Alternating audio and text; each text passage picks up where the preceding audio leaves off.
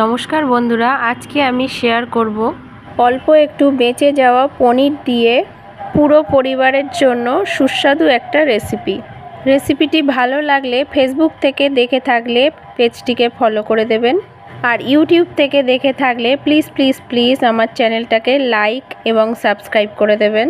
রেসিপিটি বানানোর জন্য অল্প পরিমাণে পনির আমি গ্রেটারে গ্রেট করে নিয়েছি, আর নিয়েছি একটা বড় সাইজের আলু ঝিরিঝিরি করে কেটে, ক্যাপসিকাম ও পেঁয়াজ ছোট ছোট করে কেটে নিয়েছি, টমেটো আর কাঁচা লঙ্কা কুচিয়ে নিয়েছি।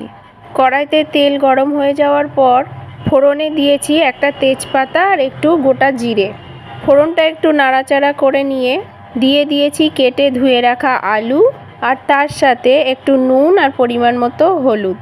আলুটা একটু ভাজা ভাজা করে নিয়ে দিয়ে দিয়েছি ক্যাপসিকাম কুচি, পেঁয়াজ কুচি ও কাঁচা লঙ্কা কুচি। সবগুলো একসাথে ভাজা ভাজা করে নিয়ে দিয়ে দিয়েছি টমেটো কুচি, আবারও একটু নুন। আবারও সব কিছু একসাথে ভাজা ভাজা করে নিয়েছি। 1 চামচ আদা রসুন বাটা একটু জলে গুলে দিয়ে দিলাম। আদা রসুন বাটাটা দিয়ে একটু কষিয়ে নিয়ে দিয়ে দিলাম ধনে জিরের গুঁড়ো, কাশ্মীরি লঙ্কার গুঁড়ো আর একটু মিট মশলা। আবারও সব কিছু একসাথে কষিয়ে নিয়ে দিয়ে দিলাম গ্রেট করে রাখা পনিরটা দিয়ে খুব ভালো করে কষিয়ে নিয়ে দিয়ে দিলাম একটু কাসুরি মেথি দিয়ে কষিয়ে নেওয়ার পর দিয়ে দিয়েছি পরিমাণ মতো গরম জল। দিয়ে দিলাম টেস্টটাকে ব্যালেন্স করার জন্য একটু চিনি। এই সময়ই আপনারা নুন মিষ্টিটা চেক করে নেবেন। এবার লো ফ্লেমে 5 থেকে 7 মিনিটের মতো ঢাকা দিয়ে রান্না করে নেব।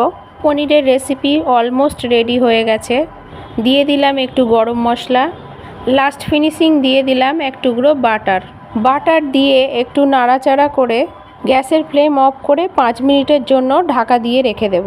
5 মিনিট পরে ঢাকা খুলে কড়াইয়ের থেকে একটা বাটিতে রেসিপিটি ট্রান্সফার করে নিয়েছি। কালারটা দেখুন দুর্দান্ত এসেছে। রেসিপিটি আপনারা লুচি, পরোটা, রুটি, ভাত সব কিছুর সাথেই খেতে পারবেন। আপনারা অবশ্যই ট্রাই করে দেখবেন রেসিপিটি। ধন্যবাদ, টাটা।